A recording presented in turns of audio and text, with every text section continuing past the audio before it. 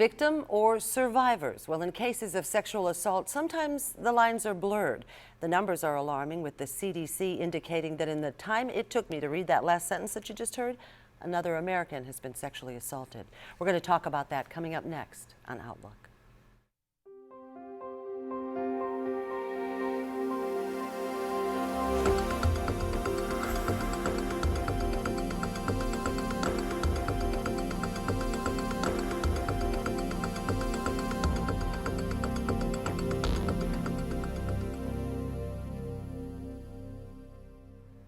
Hello and welcome to this week's edition of Outlook. I'm Barbara Deeb. We're so glad you joined us. You know, at the table today, we're going to address something that's very real, and it's one of those things that's often uncomfortable to talk about it, but we're going to bring it to the table and to the forefront as we talk about the issue of sexual assault.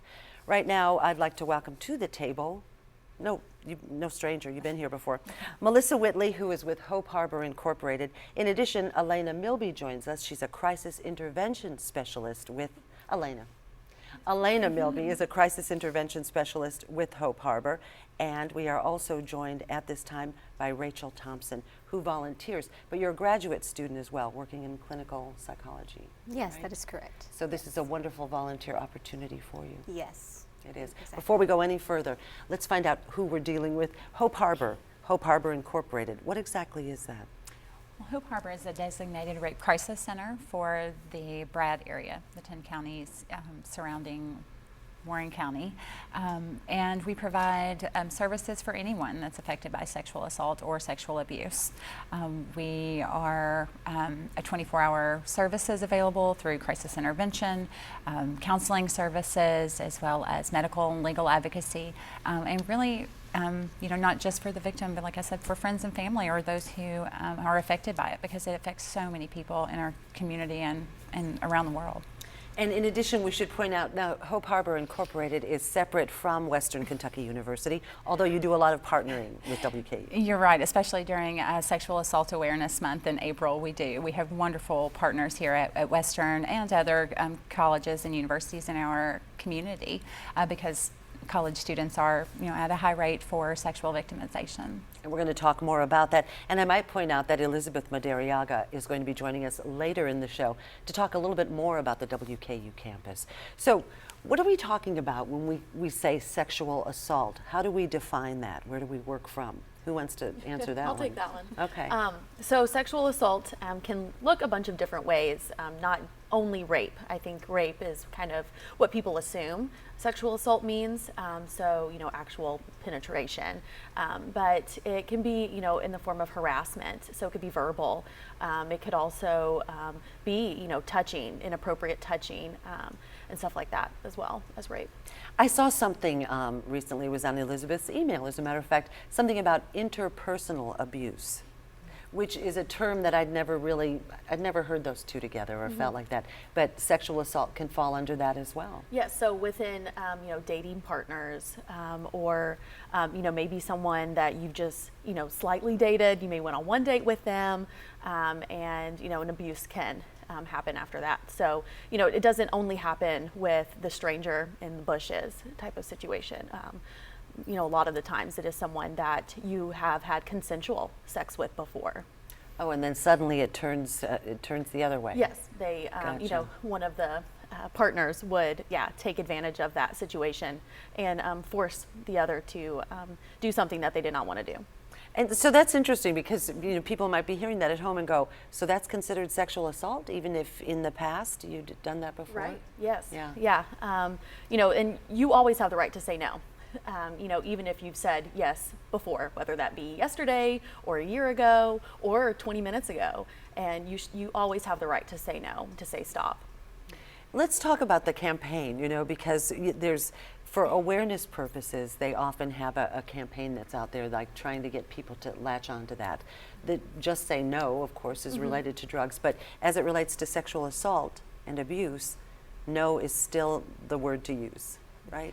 Well, yes, but consent doesn't have to be given by yes or I guess a yes or a no. Sometimes that is implied by body language or other things as well. We want dating partners or acquaintances, if have those conversations as well, and to be able to identify what is a part of that relationship and maybe what isn't, and in every single instance. Barb, I saw there's so much on social media now, and one of the best instances or things that I've seen is just stick characters, and it's talking about consent, and it's someone consenting to a cup of tea. And so when can someone consent to a cup of tea? And it really was one of those things that made you think, like, yes, I want a tea now, but the next time I come to your house, I might not want tea. And it's okay if I say no and don't want that tea, or begin that glass of tea but not finish that tea. And I've really thought that it was a way to look at it as, yes, we do have to have consent before anything happens. That's a good analogy. And we want to talk about social media and how that has certainly affected this whole issue. But first, let's break it down, okay? Now, you're a volunteer. You're getting some good fodder for your book and for your practice down the road in clinical psychology. Yes. And the reason you do this with Hope Harbor is for that main purpose, right? Oh yes, always.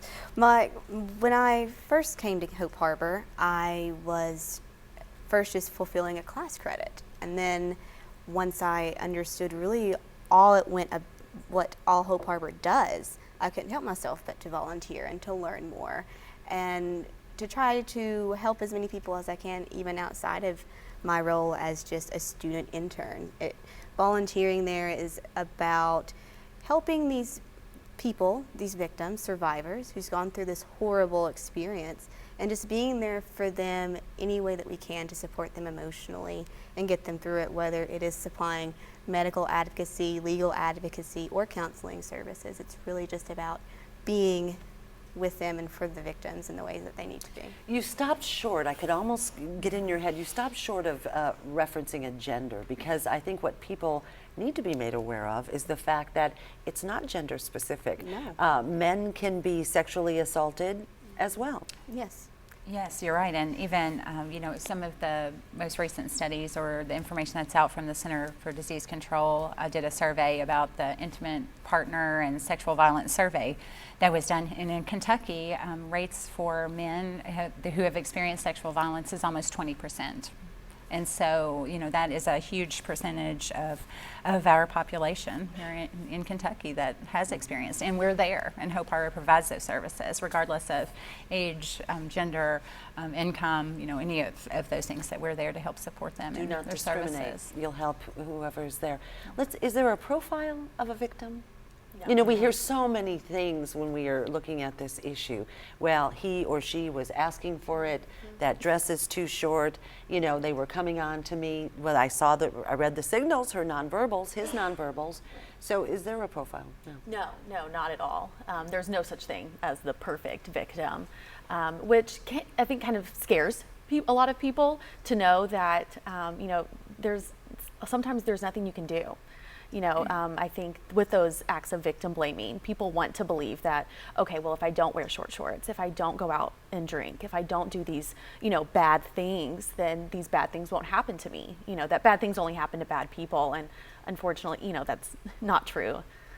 Well, we talk about the victims, but what about the perpetrators? There is no profile to pinpoint the characteristics of a perpetrator.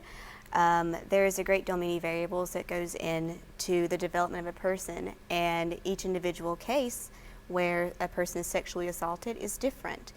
The victim's different, the relationship between the perpetrator and the victim is different, and the reasons and the motivations for the perpetrator differs. And so at Hope Harbor, we try to treat each individual case as individuals, because while there may be some characteristics that we could probably link, it's not a causal factor to what happened to their event. Does that answer your question? It does indeed. Thank you so much. We're going to take a short break here on Outlook, and when we come back, we're going to be joined by Elizabeth Madariaga to learn more about WKU's efforts on behalf of sexual assault awareness. Stay with us. Outlook continues. I'm Barbara Deeb. We're glad you joined us. We're talking about the subject, which is sometimes kind of uncomfortable to talk about, but guess what? It's on the table today, sexual assault awareness. We are joined now at the table by Elizabeth Madariaga, who works with WKU's Sexual Assault Services, which is part of WKU's counseling and testing. Rejoining us, we have Elena Milby, a crisis intervention specialist, in addition to the executive director of Hope Harbor, Melissa Whitley. Thank you so much for joining us. Before, in the last segment, we were talking about about the distinction between Hope Harbor Incorporated and WKU's services here. You're separate and distinct, but you partner a lot. Absolutely, we do. We find that it's easier to work together and fight the same battle than to work on separate grounds and try to tackle it from different ways. So we've been working and partnering with Hope Harbor for as long as I've been here. It's about 13 years now.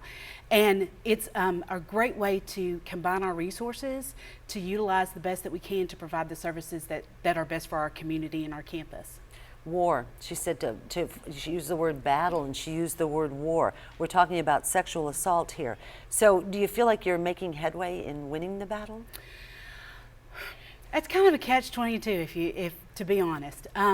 Absolutely. I feel like anytime I have a victim survivor in my office and they are making progress and taking steps and doing things, yes, I feel like we're winning the battle. I feel like we're winning that battle. The war's not over yet. We still have a lot to do because we do concentrate and we do focus on the the previous messages of no means no, which is what our rape culture tells us, that we really need to start shift that way of thinking. And so I think by winning the battle is we can help to win that war against sexual violence by telling perpetrators, no, this is not okay and our community and our campus is not going to stand for that. Well, and we hear a lot about college campuses being a really ripe place for these kinds of things to happen, if you will. But before we get into that, let's recap. We talk about victims, we talk about perpetrators. 48% of victims, according to RAIN, which is the Rape, Abuse, and Incest National Network, 48% of those people are acquaintances. So while you might think that there's someone, like you, I think, referenced, someone hiding in the bushes, some stranger that you've never seen, the big bad wolf, guess what? Chances are it's going to be someone that you know. Perpetrators have access to their victims, or that's why there are so many victims, because we trust these people. We are possibly a family member, a relative in some instances, a boy or a girlfriend, boyfriend, partner of some sort, and so we have built that trust, and so perpetrators can use that to exert that power and control with others. Did you want to add to that? No, absolutely what she's saying. We're a very familiar society. So we're in class with someone and we talk about the person who's next to us and that's our friend. But we don't know their last name, we don't know a lot of information about them. So because we are such a familiar society, then I think that opens up that door to create that trust where it can get taken advantage of. And so the say no sometimes can't work because someone could overtake a victim. And again, as we mentioned in the first segment, this isn't isolated to women. This is not just a women's issue. This is indeed, men are attacked as well, sexual assault.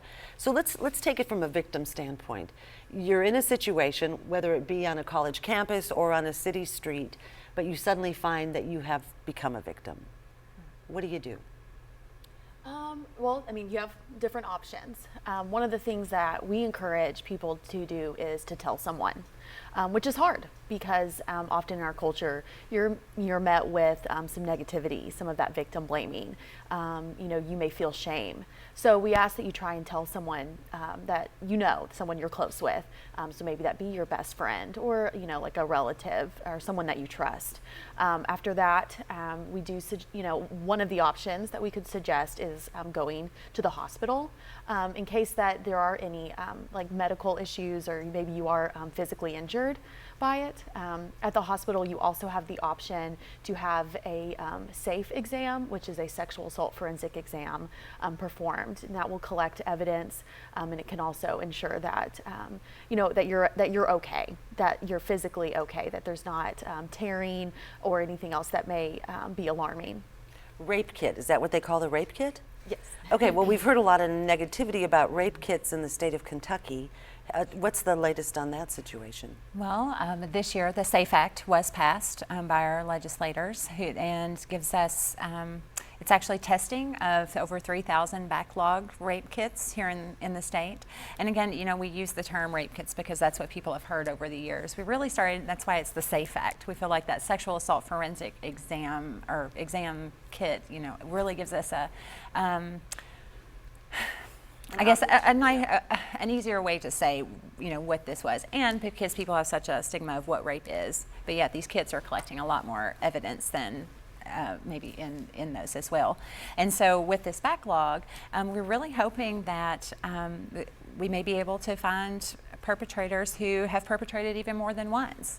I mean, yes. Explain that, Yes. because when you think about that, when you said that before, and then all of a sudden it's like, because of this backlog, these kits that at the time were called rape kits, now called safe kits, they were untested, sitting there. So had they been tested, we might have seen that this particular specimen A had actually done this 5 times. Yeah, because the information that are gathered from there actually goes into the databases, and so those databases can start to get hits on. We've seen this Okay. more than once, and if you have a victim who this was an acquaintance, maybe they are a little scared about actually reporting, they don't want to go forward with that, or there's just not enough evidence to make a case for that in court alone.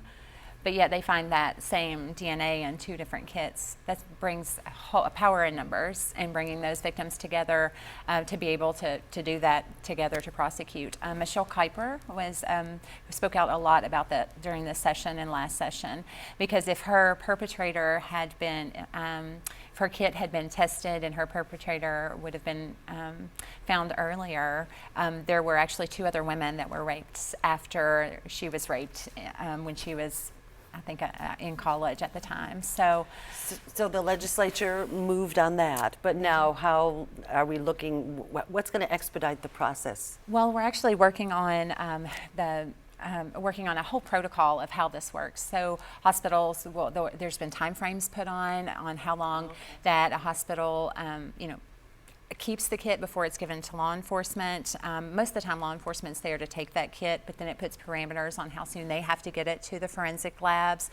And then the victims will even have a way to track that kit as it goes through the process, so they'll know where it is at all times. So it's really showing that we will have this information that can be used if they decide to prosecute, or if that's able to move forward and maybe catch more perpetrators, because we know that most of the time this isn't their first account, it's the first time it's the first time they've been caught. So it's hard to believe that that wasn't the case before. So basically they would take these specimens and this information and kind of put it on the shelf, and we'll get to it when we get to it, kind of thing? And I think the tracking part is so amazing, because that gives the victims that control back. They're in the process now. They know where they are in the process. They're not having to wait on, they still have to wait on people, but they're not having to sit on hold or call someone and wait for a call back. They can track it along the way and get that control back, which is what a loss of control is what a victim has experienced. And in some of the cases where these were sitting on the shelves, it could have been that the victim decided they didn't want to move forward, but yet they had these kits that were there. And so for time or triaging other cases or whatever it is, with our crime labs being sometimes so overcrowded and overwhelmed, now that, it may have been the victim's choice at that point, but now we will have those at least go through the system, even if they decide they don't want to move forward in that process. At least that information will be into those databases. So. When I asked you a little bit ago about, okay, so you've become a victim, then what happens? And you said, tell someone. That seems to be a really difficult thing for most victims, to really either go to the hospital and or call someone, call 911, and to tell a friend. So here we have these individuals who are living with this guilt, probably in some cases, this terrible incident that occurred. So how do you get past that? You do shows like this and you say, guess what? There's help out there. I think yes, and then also I would like to have the listeners know that if this doesn't happen to you, if maybe you haven't been assaulted, but that if someone comes to you and tells you that they've been assaulted, whether they use those words or not, whether it's like this happened to me and I feel really uncomfortable or something like that, that you believe them. People don't usually make this stuff up, very, very rarely, and so believing them is a huge thing, and and letting them know, like, okay, what do you need from me? You know, what can I help you with? You know, can I look something up on the internet? Can I find resources on campus? Can we find resources off campus? And so, you know, I think it is important to let survivors know, you know, what is available to them, but also to let everyone else know, you know, those people who are bystanders or those friends that, you know, have loved ones that have had this happen to them, that, you know, you play a huge role in, you know, being that first person that they tell. Related to sexual assault. That's what we're talking about today, but sadly statistics indicate that 98% of perpetrators are never caught. We're going to talk about that when segment 3 of Outlook continues right after this. The program is Outlook, your weekly public affairs program here on WKU-PBS. I'm Barbara Deeb. We're glad you joined us. We're talking today about sexual assault. Now, this is a subject that is probably uncomfortable for some people, but we just came out of Sexual Assault Awareness Month. It's one of those things that gets a month, but it's one of those issues that's there 12 months out of the year. We are rejoined at the table right now by Melissa Whitley, Elena Milby, and Elizabeth Madariaga. And before the break, we were talking about the statistics indicate that 98% of those who perpetrate a sexual assault are never apprehended. It's startling. It's scary. Yeah. It's disturbing. It's disheartening, but it's absolutely true. Most perpetrators will not spend a day in jail. Part of this is because it is so underreported, and part of this is because I think of our society and how we look at things and how we don't want to talk about things. And so it's just really disturbing the amount of this crime that goes underreported and unpunished. There's a documentary out there. It's called The Hunting Ground. It was produced by CNN, and it really looks at college campuses specifically. But one of the things that they say is that you could be expelled, that your chances of being expelled for cheating in college are just so much greater than for being arrested for rape. So, all right, the stigma has to go bye-bye, all right? We have to take that away. That's not so easily done. But so every day when you go into work and you do your jobs with Hope Harbor Incorporated and with the Counseling and Testing Center, you know, what is it inside you that gets you to go back and I'm gonna fight another day? I think it's the fight that's in the survivors that we work with each day. They're coming to try to get back to as close to the way they were before this happened as they can. Or maybe this is someone who has dealt with this since a childhood sexual abuse that they've really had to deal with all their lives, and now they're like, oh, they're okay to talk about it, and they are ready to be on a path where they're fully or in recovery. And so it's their fight and their survival that really makes us want to come and be there to support them, because that's what we are. We're a support for the work that they're doing every day in session, just like you see, Elizabeth.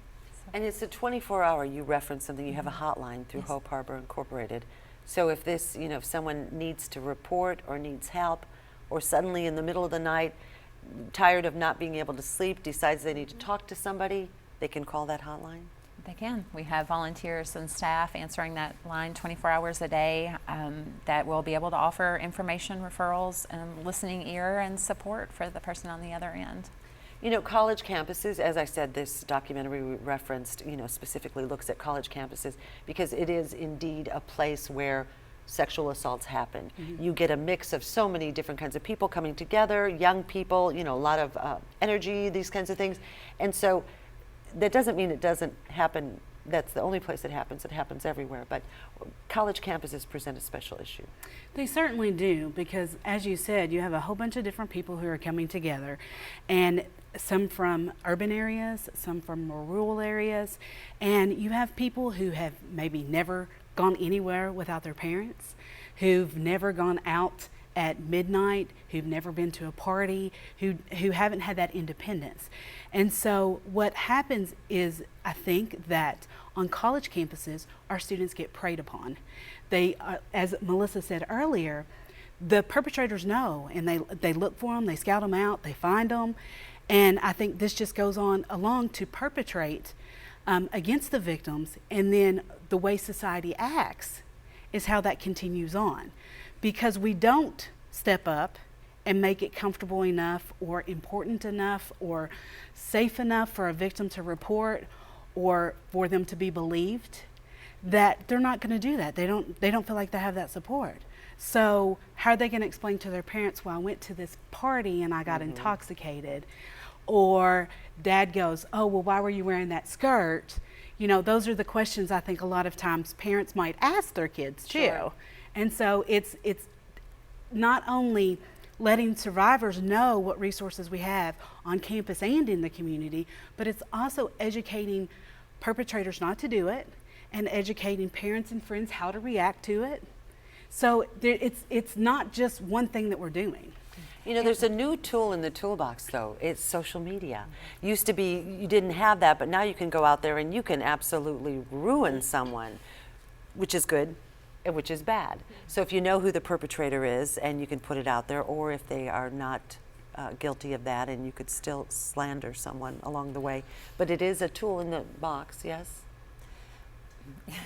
Well, there are cases where many of the times I think if you were to put that information out there when we don't want it to put anyone else in danger, you know, if they put that information out there, it could possibly, you know, the anger or the things that could ensue, as well as a lot of the times if there's a court proceeding going on in some way, there will be, if you were to let that information out, you know, through gag orders or other things, could jeopardize what's going on in those court cases, or even the person that puts it out could be violating, you know, something that they had told them in court. So, you know, we want to put as much out on social media as possible and really look for, you know, the people that are coming forward. You know, Lady Gaga's performance was amazing and was really a way for us to talk with some of the younger college-age students, I think, at the time, and they were just, wow, it was really powerful when people watch those performances of people that they admire or listen to the music or see on movies or TV.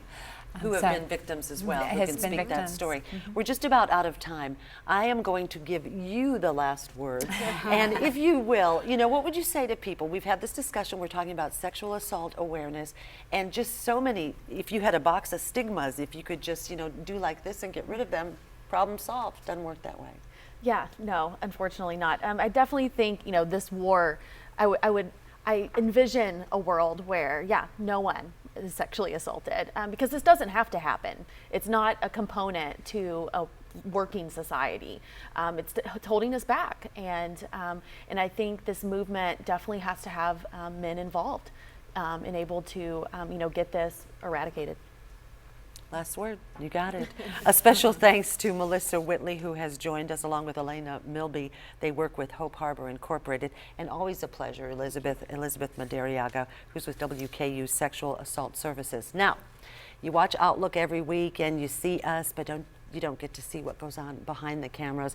We are losing one of our favorite directors. She is graduating and moving on to her next chapter of her life. So we want to give a special shout out and a special thanks to Karen Webb. That's going to wrap it up for this week's edition of Outlook. I'm Barbara Deeb. We're glad you joined us.